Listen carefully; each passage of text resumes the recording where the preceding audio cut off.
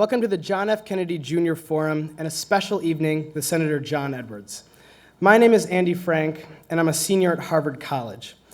As a senior, I am formerly many things. Former president of the Harvard College Democrats, former member of the IOP Student Advisory Committee, and former co-founder of Harvard Students for Edwards with my good friend, Brittany Head. We, along with many other students here at Harvard, volunteered for Senator Edwards in New Hampshire and South Carolina. One thing that will never be former, however, is my belief in John Edwards' vision for America. Throughout his time in Congress and during his presidential campaign, Senator Edwards demonstrated a unique blend of optimism, energy, and innovative thinking. These qualities were put to the test about a year and a half ago when the senator visited us here in the forum as part of the Hardball Presidential Series. During the Q&A, he faced some withering questions from tough, unsympathetic students.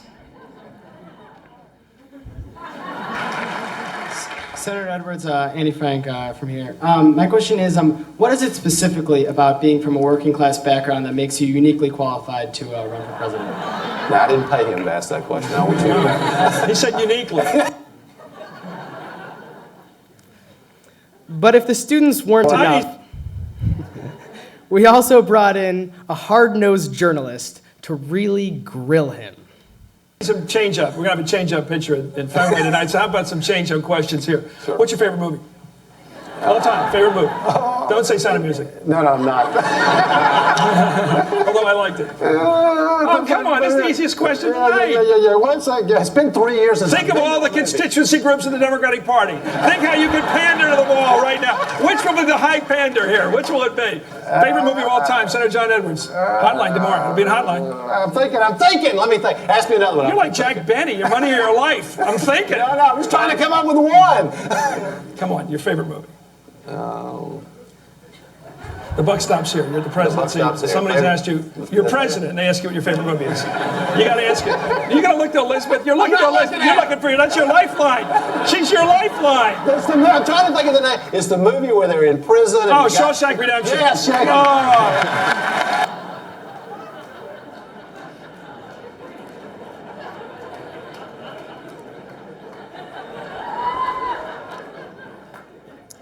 While I may not look to Senator Edwards for his movie reviews, I do look to him as an inspirational political figure.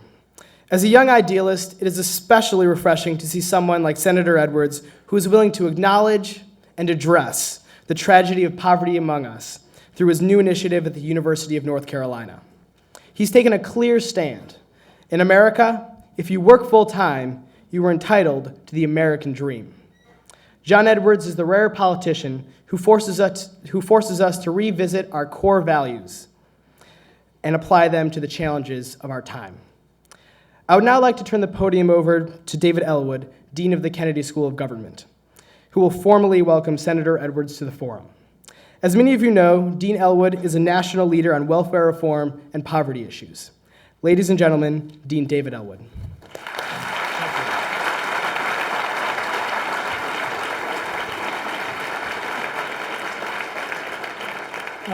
Thank you, Andy. I think too many introductions like that and we'll have no more forum speakers. I appreciate your good humor.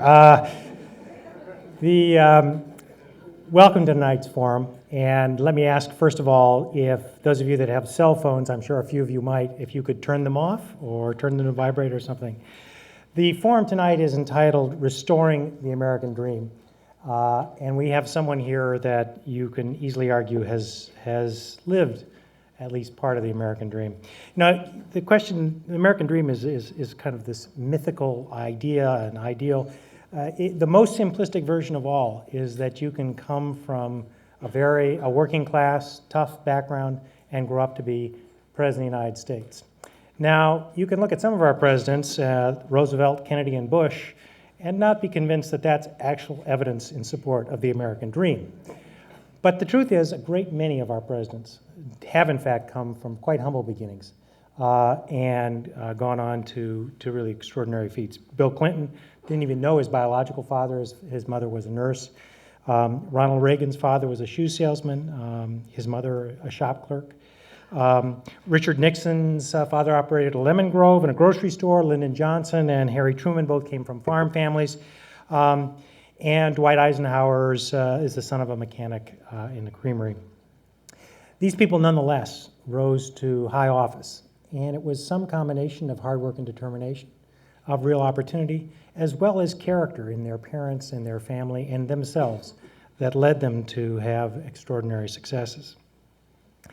Obviously, that's something that I think makes this republic special and an important place. Today's speaker may yet become another example of that rise of the American dream. He certainly rose to being a vice presidential candidate, as everyone in this room knows. He was born in Seneca, South Carolina, but was raised in Robbins, North Carolina. His father worked in a mill for 36 years. His mother ran a shop and worked for the post office. He was graduated from North Carolina State University with a bachelor's degree in textile technology in 1974. This is, of course, not a major that we currently offer. And I think we might consider that so we could have more success in moving people up into high office. From there, he also went on to get a law degree with honors from the University of North Carolina at Chapel Hill. But perhaps the most important event of that period was he met a fellow law student named Elizabeth, who he married in 1977. After law school, the young couple moved to Tennessee and joined Lamar Alexander's law firm. In 1981, he returned to Raleigh, North Carolina, where he joined the firm of Wade Smith. It took only a couple of years for his legend to grow, but he became an extraordinary litigator. Indeed, in 1984, he won his first multi-million-dollar verdict, and next year, he had the largest verdict in North Carolina history. A sense of how extraordinary he was is evidenced by an interview with Howard Twiggs, a Raleigh lawyer and former president of the ATLA. He said that after trials, jurors would approach Johnny and ask him for his card. Two things notable about this. The first is the name Johnny, and the second is ask him for his card. Jurors don't in general do that. And he quickly gained a reputation such that if his name was added to a plaintiff's team, insurance companies tended to want to settle. But there's much more to John Edwards than this. And indeed, he suffered one of the most tragic losses, perhaps the most tragic loss that any parent can have, when his son Wade was killed in an automobile accident. And that, among many other things, led him to turn his energy to public service. And so, like all people from humble beginnings, he thought, I'll start with an entry-level job, the United States Senate. And he did something that's equally astonishing. He defeated a Republican incumbent, Lodge Fairclough, in 1998. Through his work on the Health, Education, and Pensions Committee, he worked to fund the No Child Left Behind Act. He worked on the Judiciary Committee to protect civil liberties after post-9/11, and he was involved in a great many of other things. During the Democratic primary season, he was widely thought to have the most thoughtful and evocative stump speech. His philosophy was called positive populism. He obviously became John Kerry's running mate and was deeply involved in that campaign and for obvious ways. But here's the extraordinary thing. You might ask yourself, where would Senator John Edwards go after this election? My guess is there wasn't a single political consultant said, I know, why don't you start a group that's going to focus on poverty? That's a real winning issue and so forth. And yet, that was his passion, that is his passion, that is his focus and his energy. And indeed, he helped launch the Center on Poverty, Work, and Opportunity at UNC, a nonpartisan initiative to bring together Chapel Hill faculty and other national policy experts to examine innovative ways of helping move Americans from poverty into the middle class. And while he's been here, he's had the opportunity to meet with a number of scholars here at Harvard and the Kennedy School. So I very much look forward to seeing where this all leads. I think the senator is clearly committed to making a difference for a group of people that hasn't had much voice. And so it's my very great honor to welcome to the forum Senator John Edwards. Thank you. Thank you. Thank you. Thank you. Thank you.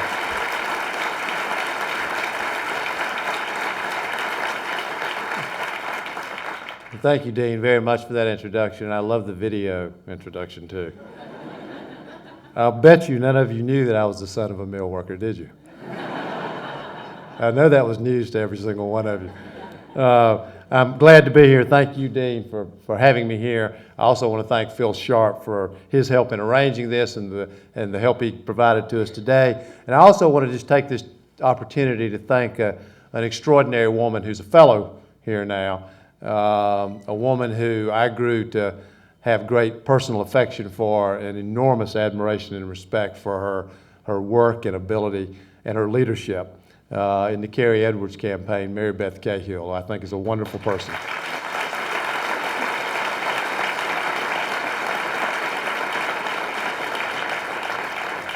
And you're lucky to have her here.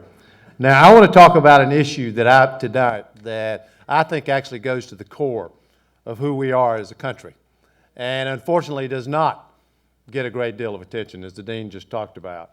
It's all around us, but we don't always see it. You know, I've been traveling around the country and I've been meeting with people who live in poverty and listening to their stories. And I want to talk a little bit tonight about what I've seen in America. At a meeting with a group called Self-Help in Durham, North Carolina, I met with new homeowners, people who've never had a home and finally had been able to get one. There was a family that had moved here from Ecuador, and they'd worked hard to buy their first home for themselves and for their 2 children. In Missouri, I met a mother who's working as a sales representative, customer service representative, and she described about having to leave her job some days to pick up her children because she's a single mom. And she said, you know, her pay gets docked every time she has to leave. And at the end of every single month, she barely was able to pay her bills. And she described it to me, and her quote was, she said, you know, if you're on a program, people look at you different, which is exactly right. You have no idea how often I've heard people say in these meetings that I've had all across the country, you know, I just want people to treat me with respect, show me a little dignity and a little respect. In Colombia, I met with a Desert Storm vet who has a mental illness, and the local faith-based organization there had given him a second chance. He'd created his own resume, completed a job training program, and now he was working in Lowe's. And I remember him saying to me, all I want is to be a part of society. At each one of these meetings that I had, I was really struck by several things, but one of the things I was struck by was the huge respect that the people in the room had for each other. How hard people wanted to work and how they wanted to take care of their families. And I know there's this stereotype that exists out there that a lot of people who live in poverty don't fit that model. Well, I had to tell you, the people that I've been meeting with who are struggling and having a hard time getting by are the kind of people that you and I should embrace.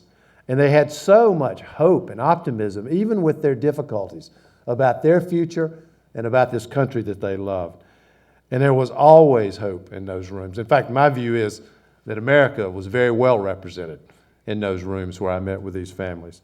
And they faced enormous challenges, and they were fighting every way they knew how to overcome them. But poverty is all around us. You know, we may not see it because it doesn't exist where we live, and we may not see it because we have chosen to turn away from it. But it is all around us. And every day, each one of us faces a moral choice. We can either look the other way, or we can face up to those who live in poverty in America and pledge to end it.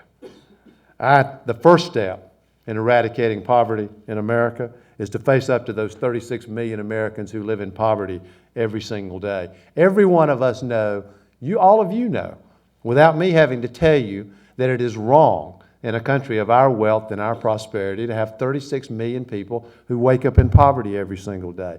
And my belief is you can tell a lot about a person by how they treat their neighbor who's in need.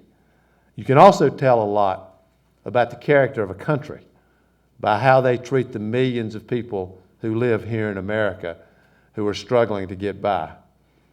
And no matter how hard and how difficult and insurmountable this issue of poverty often seems to so many of us, We have to end poverty in America. We must end poverty in America because the content of our country's character is at stake. If we really believe that everybody in this country is equal in the eyes of the law, in the eyes of the Lord, then we have to make sure that they have an equal chance to reach their full potential, and that poverty has no place in this country, and that we believe there is real dignity and honor in hard work and in all those people who are struggling to get by.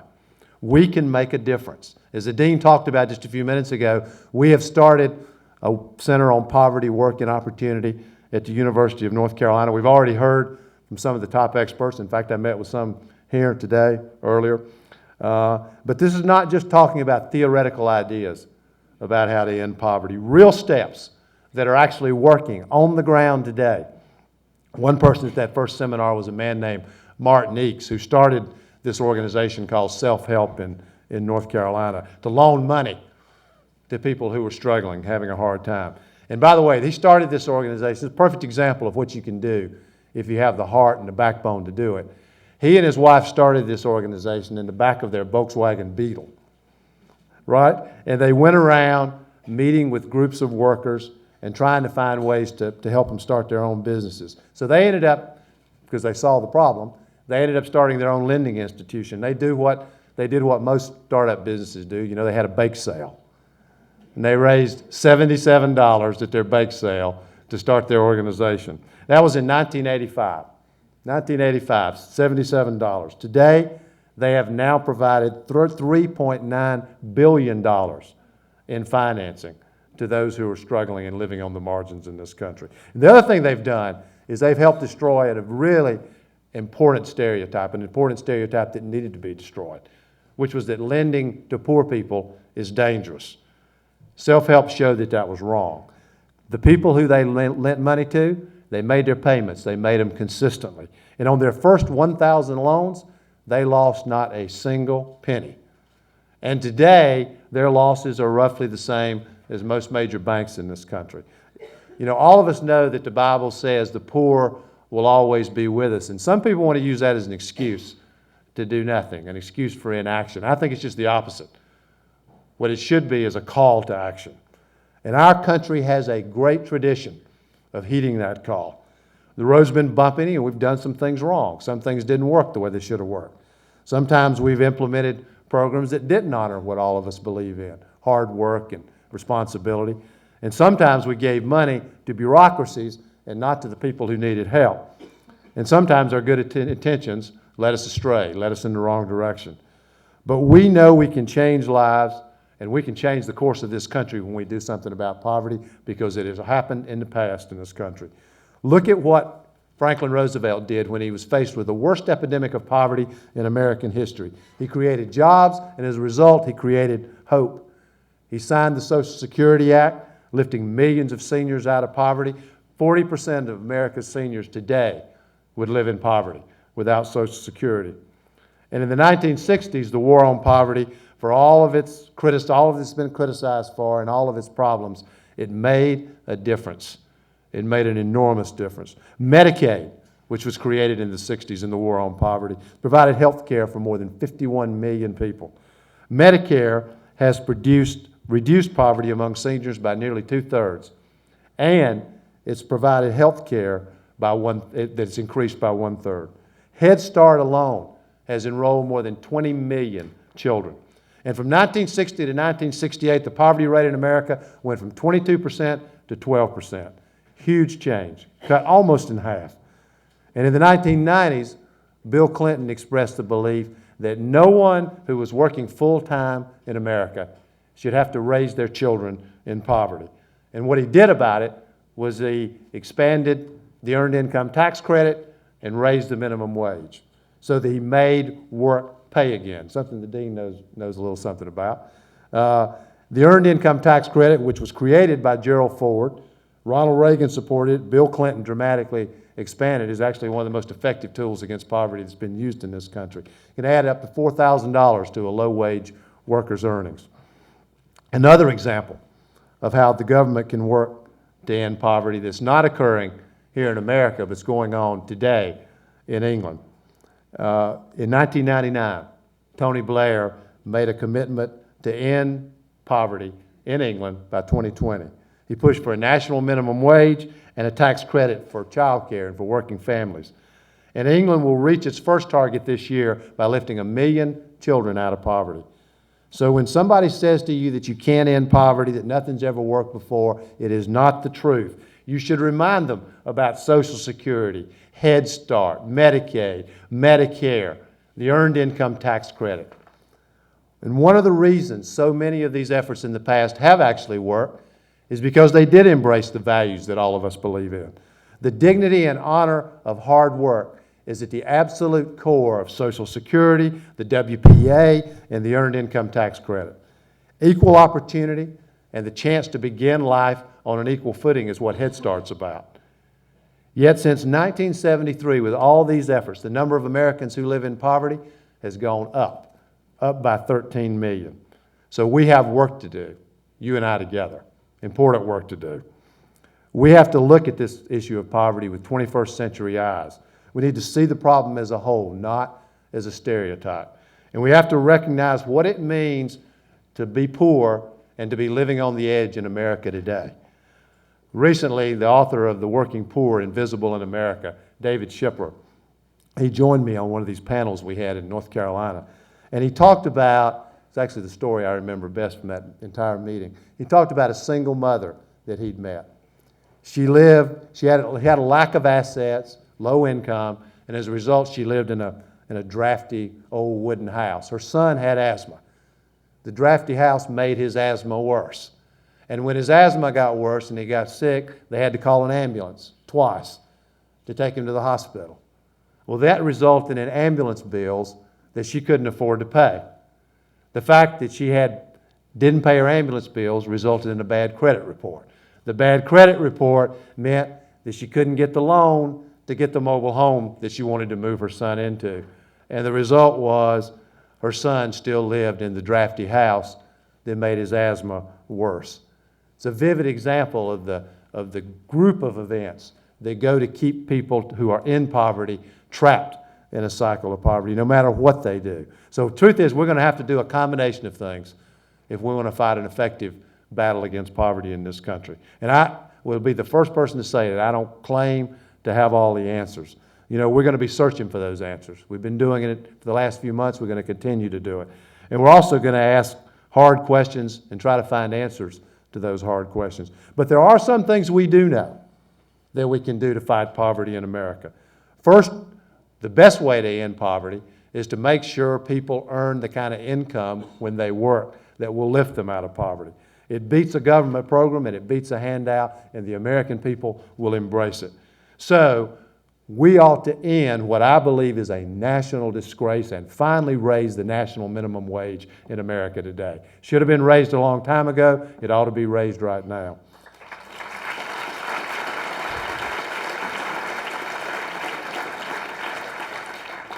The current minimum wage is 33% of the average hourly wage of American workers, the worst ratios that's existed since 1949. And the impact of the last increase in the 1990s has been almost entirely wiped out by the effects of inflation. And the Earned Income Tax Credit, which I mentioned a few minutes ago, has also provided a huge boost to low-income families. But without an increase in the minimum wage, the Earned Income Tax Credit is not enough. In 2003, a single mom with 2 kids who works 40 hours a week, year-round for the minimum wage, and received the maximum EITC, Earned Income Tax Credit, would still find her family 5% below the poverty line. It's wrong. Congress should act today. And if Congress doesn't act, the states should act. One of the problems with the Earned Income Tax Credit today is it does very little to help single workers. And they work full-time and still live below the poverty line. Yet we know there are many communities that need help. There are many communities where they desperately want to encourage single workers to be single men and women to be able to work, particularly in our cities, where the inner cities, where the unemployment rate among African Americans approaches 40%. And this is something that Harvard's Bill Wilson, who I met with earlier today, pointed out years ago. Low unemployment rates for single men are linked to low levels of marriage and high levels of out-of-wedlock births. So we should be expanding the earned income tax credit, particularly for single workers. And we also need to make a serious effort nationally to bring decent jobs to inner cities. We also need to get rid of the marriage penalty in the earned income tax credit. I know all of you have heard about the debates over the years with the marriage penalty and our income tax rates. There is today a marriage penalty in the earned income tax credit. We know that marriage matters, and it particularly matters for poor families. So it doesn't take any sense to punish families for being married and being able to take advantage of the earned income tax credit. We also have to recognize that low-wage jobs alone often don't provide enough help for families to maintain a decent standard of living. And when we talk about raising wages, we're talking about more than just what government can do. We need to enable American workers to negotiate for higher wages by creating a level playing field for unions who are trying to organize in the workplace in America.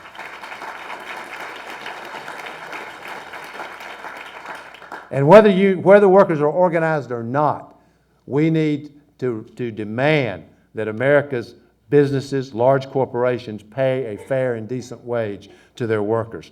I mean, is it right and fair that a company makes $10 billion a year, gives its CEO $23 million a year, but yet pays thousands of its workers $7 an hour?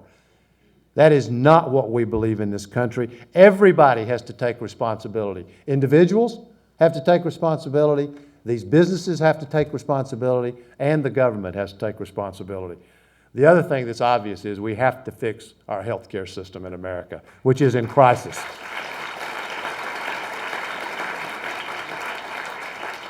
You know, we used to think about these, the truth is we've all gotten used to seeing these big numbers in such a way that we don't even think about them anymore.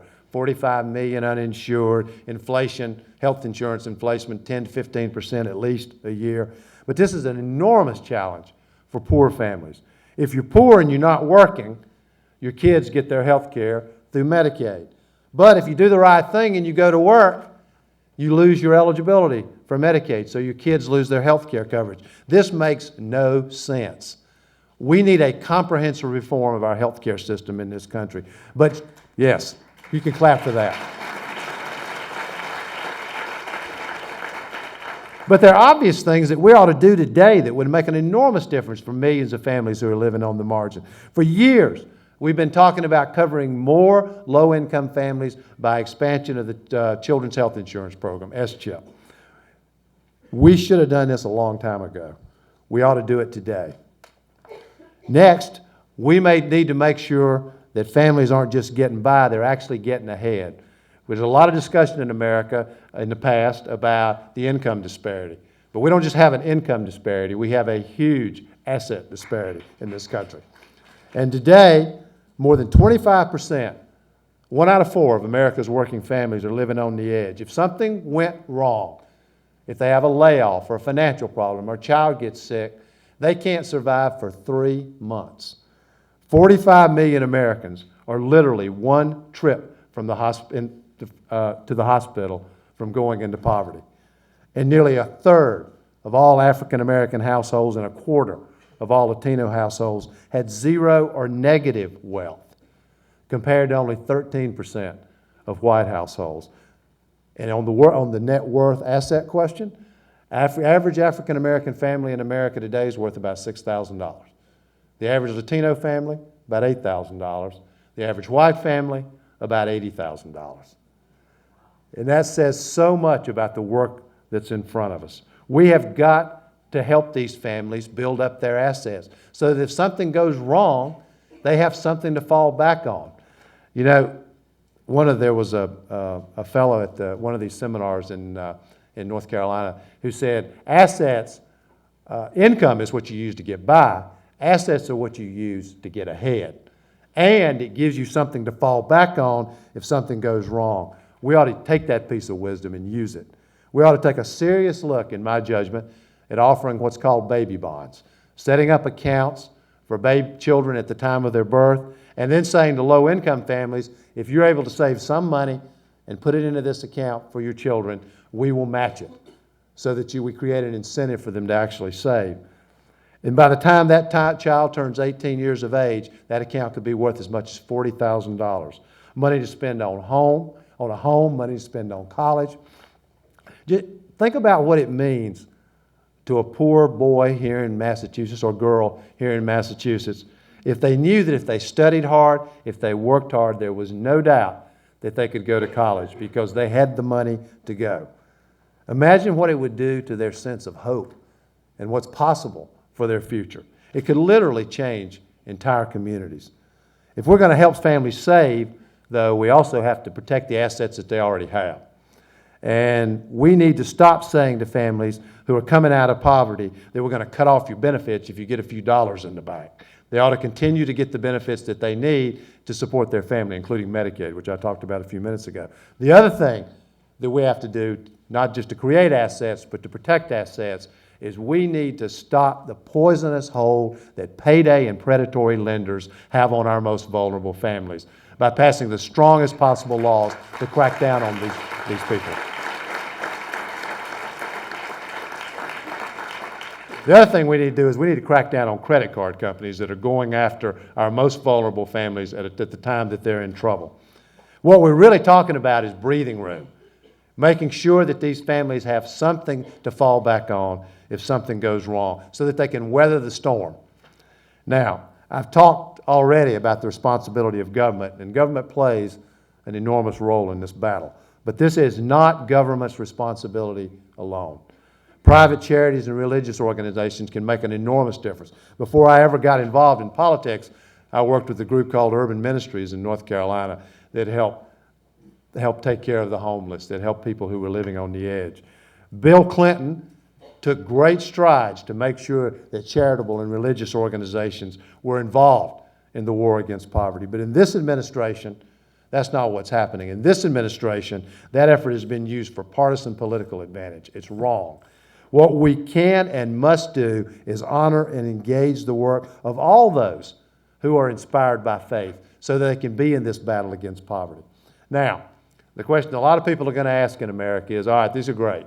You want to do something about this. It's a good and righteous cause. How are you going to pay for it? The answer is, if we have the will, there are ways to pay for it. And I got some ideas about where to start. Tax cuts enacted by this president for people who make over $400,000 a year now cost the American people $40 billion a year. Now think about what that $40 billion could do for families who are struggling. We as a nation have to make the eradication of poverty our cause.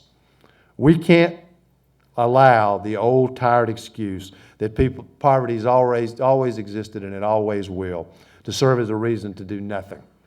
One of the most important things we can do about poverty, by the way, is to shine a bright light on it, as others have done many years ago.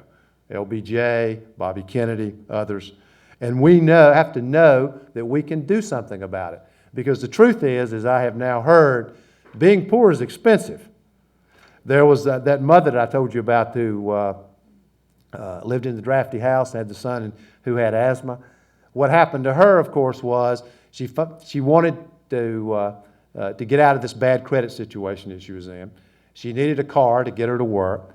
She wanted to get her child out of that drafty house, so she paid huge interest rates to get the loans that she needed. And the result was she got in more and more financial trouble. Her phone was cut off. Cost her hundreds of dollars to get her phone turned back on. And when all these things were happening to this family, the ambulance charges, the bad credit, the difficulty with paying bills, her son said to her one day, "You know, Mom, being poor is expensive." It's exactly right. The truth is, it's expensive not just for her and for her family. It's expensive for us as a nation. Our nation and our ally England have shown that we can do something about poverty in this country. We've shown it before and we can do it again. And it took the courage of Franklin Roosevelt to tell the American people what he saw in America. When he said, "I see 1/3 of our nation ill-housed, ill-fed, and ill-clothed. But it is not in despair that I paint you this picture." This is Roosevelt. "I paint it for you in hope, because the nation, seeing and understanding the injustice of it, proposes to paint it out. So don't look away from the poverty that surrounds us. Look at it with open eyes, knowing that we can end it. It's your cause just as much as mine. 36 million Americans are out there crying out for help. We need to say to them, we see you, we hear you, we embrace you, we will lift you up, and we as a nation are going to make a commitment to end poverty as we know it today. Thank you all very much. It's an honor to be with you. Thank you.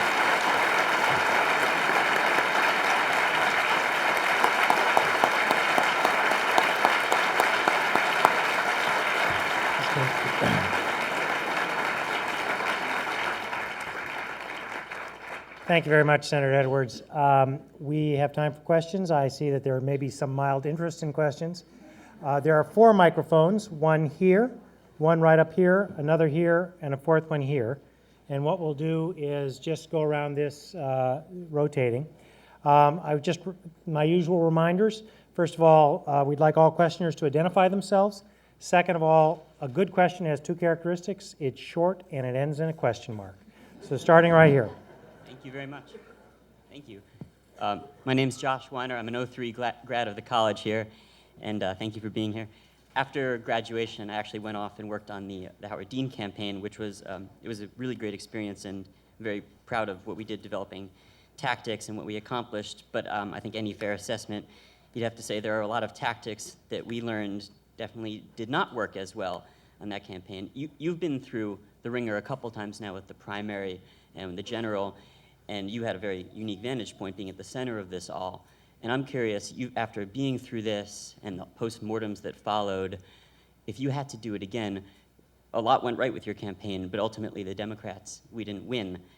What would you do differently, and how would you do it differently if you had to do it again? Well, thank you for the question. What I'd like to do, with your permission, is instead of looking back, look forward.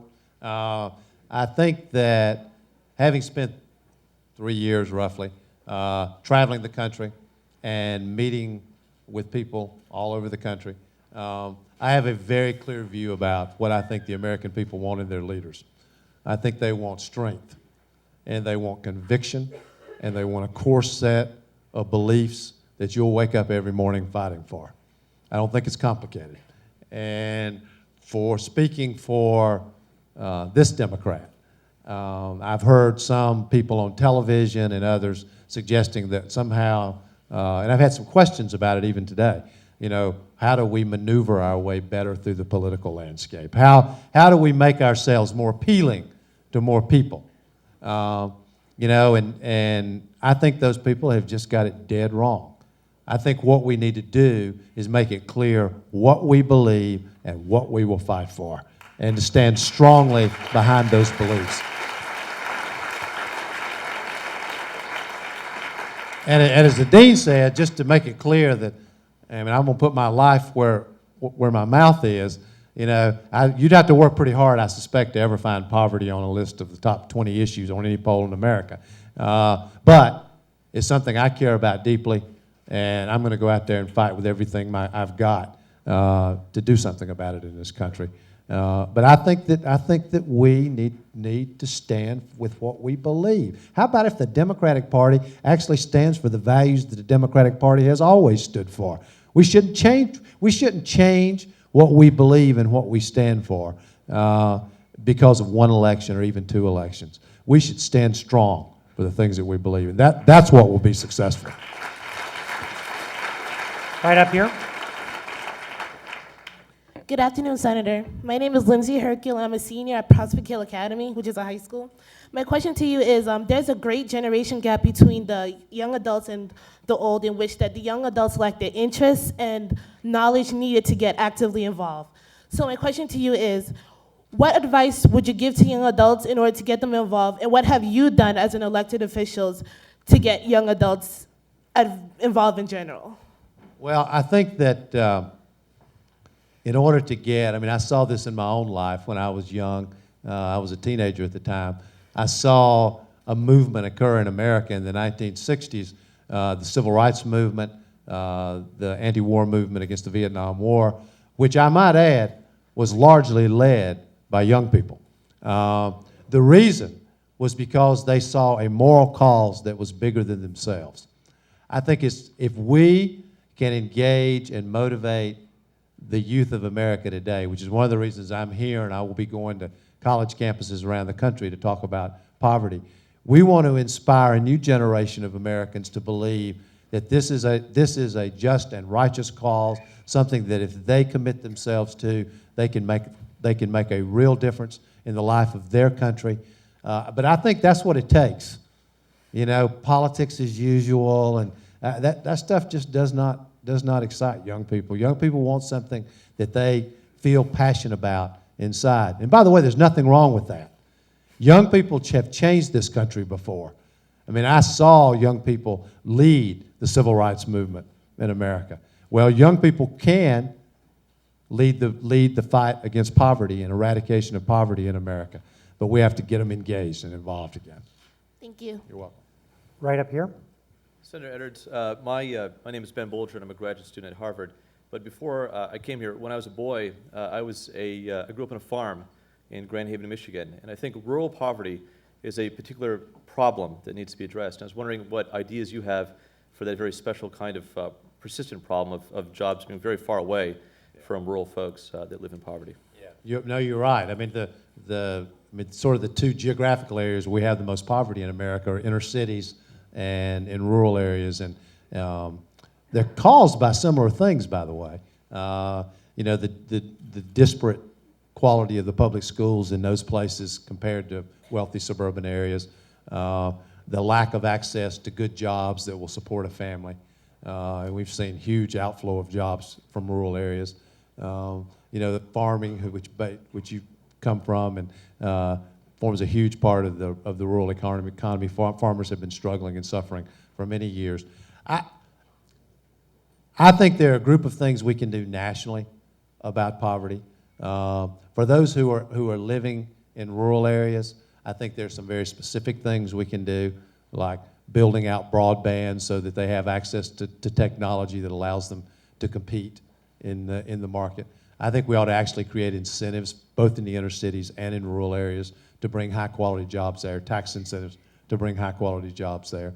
I think that the two public school systems that I've talked about before, that we still have in this country, that we have a real responsibility to do something about that, which will require money, focus, and effort, and particularly in things like early childhood education and attracting and keeping quality teachers. So those are some of the things we can do for those who live in rural areas in poverty. It's the same kind of place I come from. So I take that part of this very personally. Thank you. Thank you. Right down here. Senator Edwards, my name is Lauren Lycan. I'm a second year at the Kennedy School. And just before I ask my question, I think we just all want to convey our best wishes and hopes to your wife. So.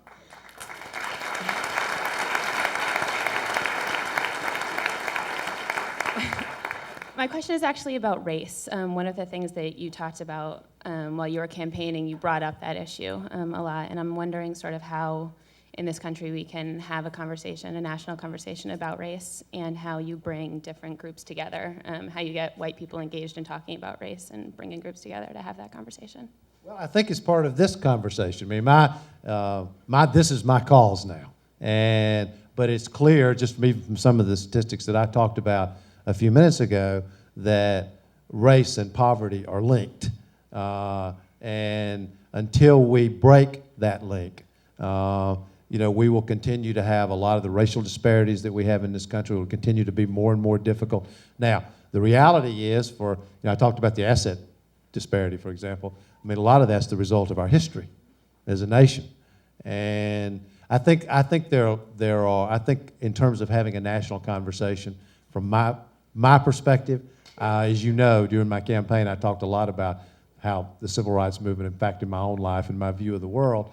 But I think that it is part and parcel of this fight against poverty. You know, what are we going to do about Bill Wilson was talking to us earlier today when we were meeting about young black men and their difficulties getting jobs, the cycle that they get into, drug use, criminal activity. into prison, out of prison. Huge generation of young black men are incarcerated or about to be incarcerated. I mean, it is a piece of this whole battle against poverty. So at least the starting place for me is to make sure that we incorporate the racial implications of this battle against poverty into everything that we're doing. You're welcome. Down over here. Hi, my name is Brooke. I'm a graduate student here at the Kennedy School. Senator, you talked about ending poverty, but poverty is something that's relative within a society. And so even if you succeeded in pulling all Americans up above the poverty line, there would still be some that are worse off than others and would probably change our definition of poverty. So my question is, how do you know when you've succeeded? How do you know when you have ended poverty? Well, the answer is it's not an academic exercise. When we have, and by the way, this hasn't been asked yet. It's where I thought your question was going. But we also have 1 billion people on our planet who live on $1 or less a day. So this is clearly, you just pointed out, poverty is relative. And the people who live in poverty in America are relatively well off to a lot of people who live in poverty around the world. The thing is, I sort of had to make a judgment about how much you can bite off. And I figured poverty, America, probably about enough. Not that the cause of worldwide poverty is not enormously important. It is. And America has to play a leadership role. I think the answer to your question is, I will believe we have won the war on poverty when people who are working, the vast majority of people who work full-time, no matter what their job is, are able to support their family, they have decent health care, they feel hopeful and optimistic about the future, and they have something to fall back on if something goes wrong. That would be, at least off the top of my head, my definition. I think the federal poverty line, between $18,000 and $19,000 for a family of 4, it's about $50 a day. It's very arbitrary. The reality is you have to look at how people are living. There are a lot of people living who would meet the definition of being in the middle class who effectively live in poverty every day. There's no question about that. Thank you. Sure. Up here. Greetings. Thank you for coming. My question is about the moral basis for addressing the poverty problem, and so please take my question as such. You actually began to briefly address it in addressing international poverty. And we recognize that many differences between the rich and the poor are arbitrary. That is, they come from differences that are arbitrary, that our economy happens to value, some skills while not others. My question is, isn't it equally arbitrary that some people happen to be born in the United States and are then, as you put it, entitled to a piece of the American dream, while it's not equally arbitrary that they happen to be born in another country that doesn't subscribe to those same values? So when you said we're going to start with America, fight poverty in America, that's enough. My question is, what led you to start in America where the poor are already relatively better off, and not start where the poor are already worse off, if it truly is a moral basis that inspires you to fight poverty? I'm sorry. It's a judgment that I made on a personal level. I think that we do, even though we are relatively well off, we do have a moral responsibility to those who live around us. And I've been meeting with these people. They are not well off. I said relatively speaking, but they are not well off. I mean, I've been meeting with people who live in rooms like this on a little cot, if they have anywhere to sleep. And some nights they sleep under a bridge. These people need our help, and we have a responsibility to help them. My point was, that doesn't mean the moral responsibility ends at the United States border. It doesn't. I think the responsibility applies to the entire world, but I can't, we just a limit to what you can do. And so I made the judgment that this is my cause, to fight poverty here in the United States. I would love to do anything I could to help lead and be involved in America's effort to fight poverty worldwide. Some of the work being done by Jeff Sachs and others is very direct and simple about and telling America what we can do and what the rest of the world can do to eliminate poverty. I think it's important, but this is my cause right now. Right up over here. Hi, Senator Edwards. Thank you very much for coming today. The question I had is, how do we balance the need to really help those in society that really do need help while also making sure our economy remains as strong and as robust and healthy as it can be in a workforce and a kind of a economy that's so global in nature that we can't kind of compartmentalize certain areas when we compete with everybody in every different way? Well, we don't, first of all, I don't think we need to or should compartmentalize. I think that'd be an enormous mistake. If you look at the times when we have lifted people out of poverty, the people who are struggling and having a hard time don't function independent of the rest of the American economy. When our economy is doing well, and it's doing well across the board, it helps lift people out of poverty. There's no doubt about that. But having said that, you know, if you look at economic growth in America over the last 30 years, basically what's happened is we've had substantial and significant economic growth, but the wages of low-income workers have, real wages, adjusting for inflation, have actually gone down, not up. The growth is occurring at the top. You know, people who already are doing well and who already have assets. George Bush's, I'm trying not to use his name, but George Bush's ownership society, you know, more ownership for people who already have ownership, is not what America needs. And my own view is we strengthen the American economy, and this has been true historically for America. We strengthen the American economy when we have a vibrant, strong, and growing middle class. So to the extent we lift these families out of poverty, and to the extent they're able to build a better life for themselves and for their families, they become more productive, they're paying more taxes, they're growing the American economy, and we as a country do better as a result. Thank you. Sure.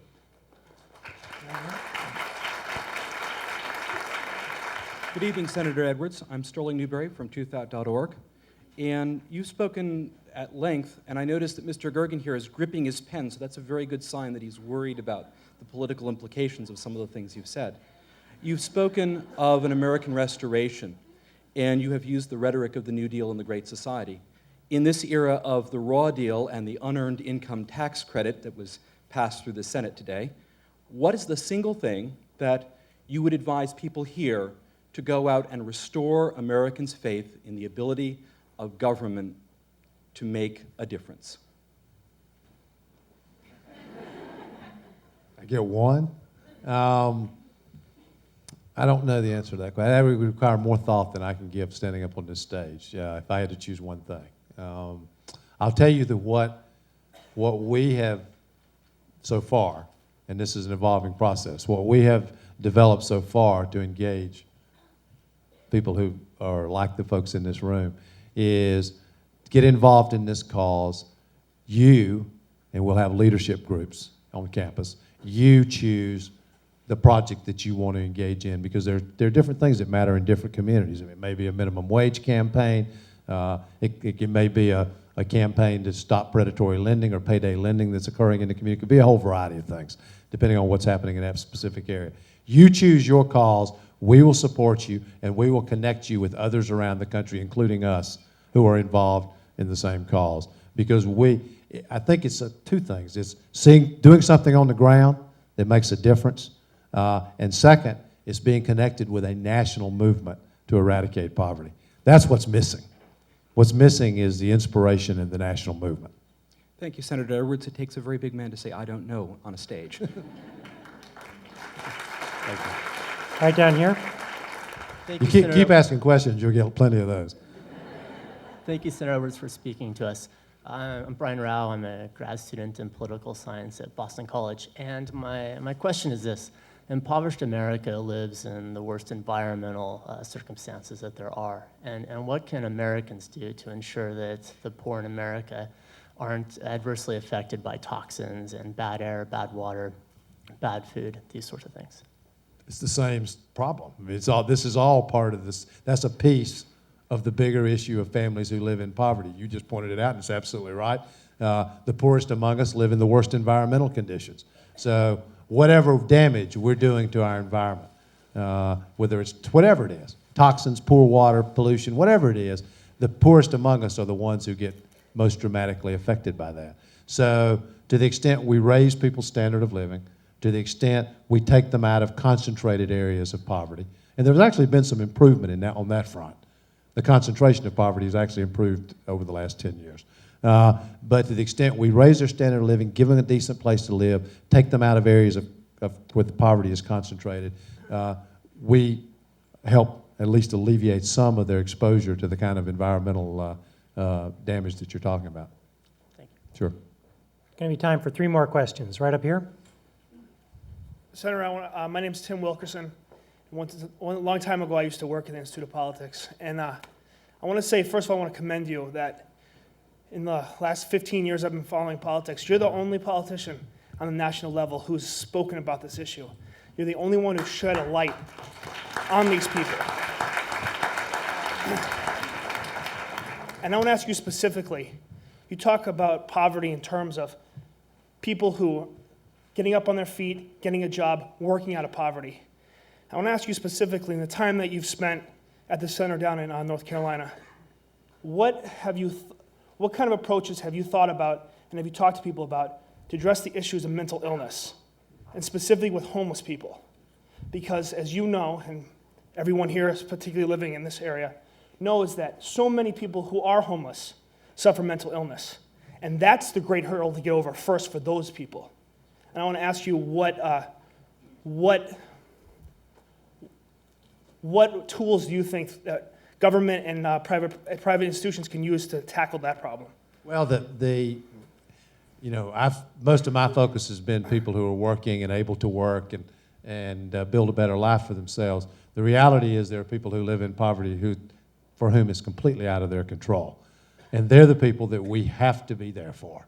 I saw in years ago in my work at Urban Ministries the problems of people with mental illness, people who are homeless, people as a result of their mental illness, and the struggles that they face.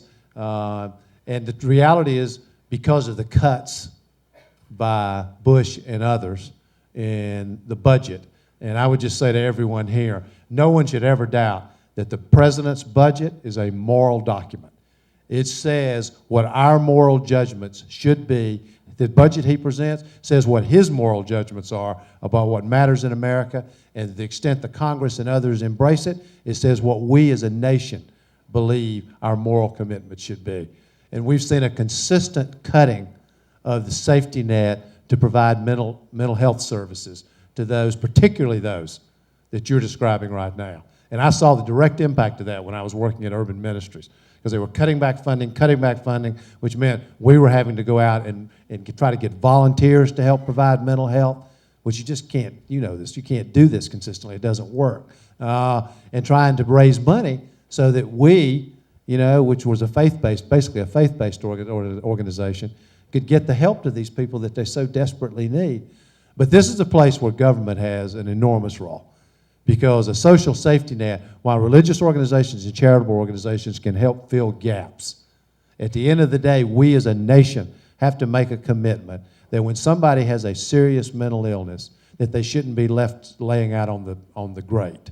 That is wrong, and we want to do something about it. And we have to be willing to say that. We have to have the courage to say it. Thank you. Right up here.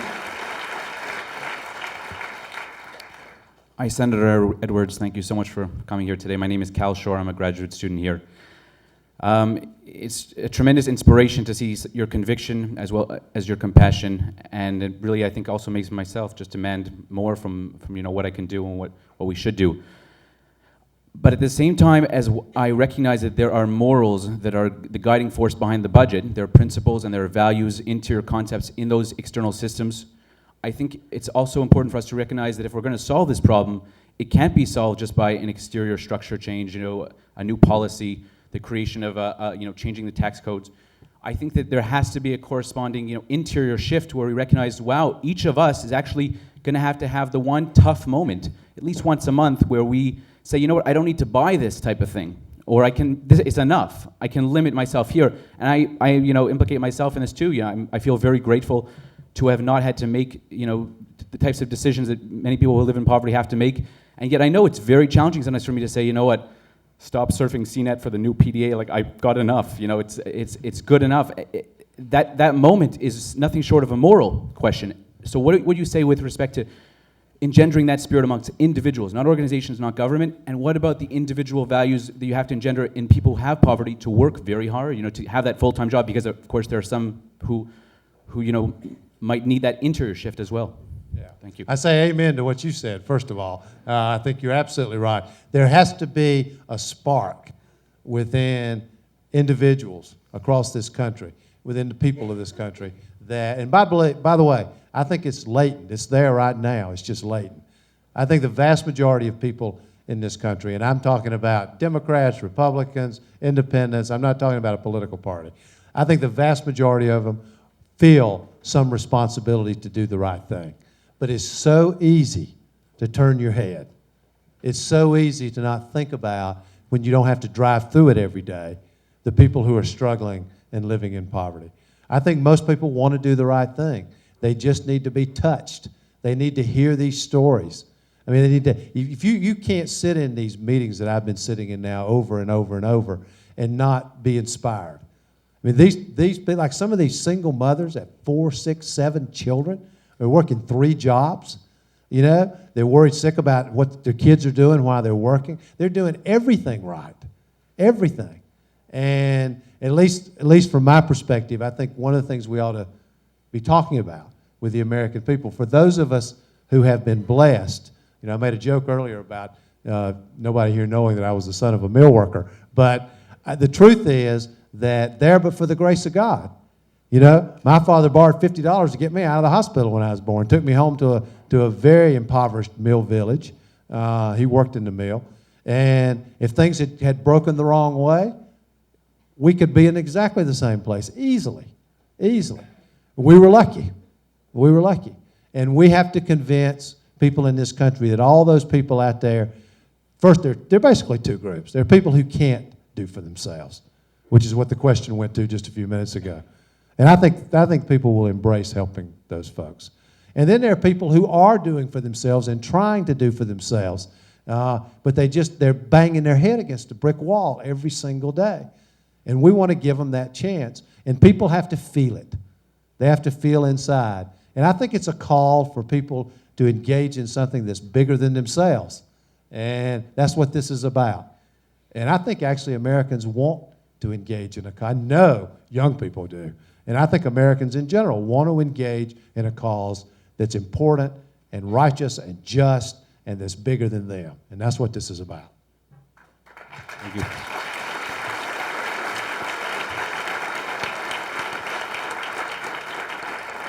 The senator has a plane to catch, so I very much regret this will have to be the last question. Thank you. My name is Amelia de Jesus. I represent the National Hispanic Leadership Institute. 22 Latina leaders are here today from all across our country. I thank you for what you represent, and because people like you before have helped us come from poverty areas, and we've moved up. Now, we've now reached a plateau where we need to go further up. I would like to know what you are doing, what you stand for. How can you help women, Latina women, not earn $7 an hour? We are educated and we want to move up. What can you do and your leadership do to help to ensure that we're not a number, that we are increased and we're inclusive in the mobilities in higher up? We want to sit with you in the meetings. We want to be just where you are, and we want to earn the monies that you earn. So how can we be inclusive to that? Great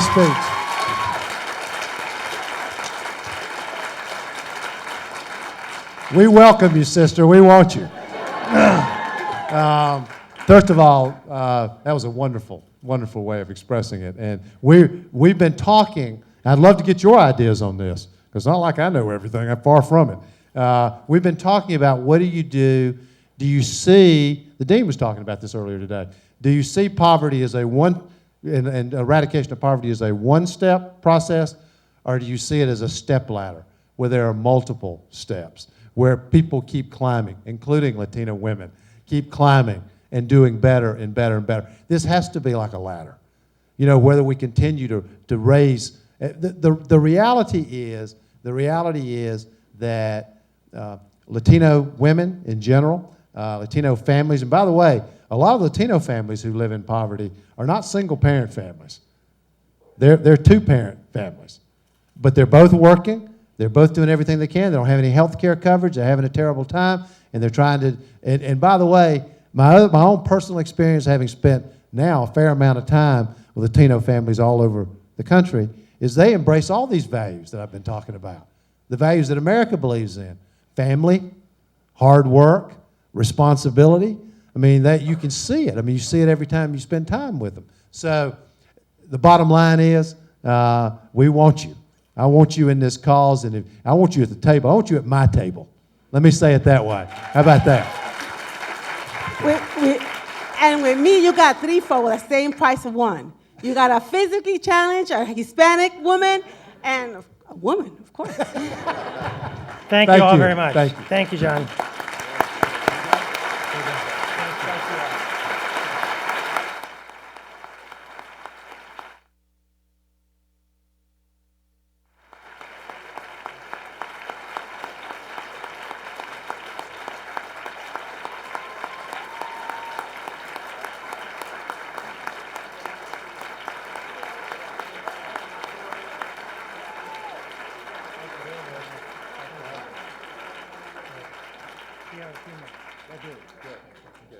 So how should I do this? You can just, people will come find you quickly, so.